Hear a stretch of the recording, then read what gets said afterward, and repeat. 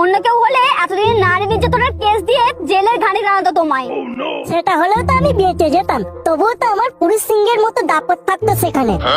বাপের পুরুষ আমার বিয়ের 5 বছরেও যে একটা ছেলের বাপ হতে পারলো না, সে আবার নাকি পুরুষ সিংহ হবে। দেখো গিন্নি, সেন্টিমেন্টে আঘাত করবে না তুমি।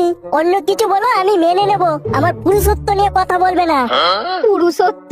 তোমার পুরুষত্বের কত দৌড় তা আমার খুব ভালো করেই জানা আছে। 3 সেকেন্ডও দেখে না তোমার পুরুষত্ব আমার কাছে, আবার সেন্টিমেন্ট দেখাচ্ছে। বড় ইমোশনাল ড্যামেজ করে দিলাম।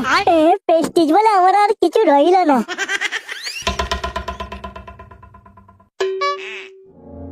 না না, হার মানলে চলবে না লাউডা, এর একটা হেসতে হেসতে করেই ছাড়বো বাল। আমার পুরুষত্ব নিয়ে কথা বলা এত বড় অপমান। বিয়ের পর থেকে তোকে আমি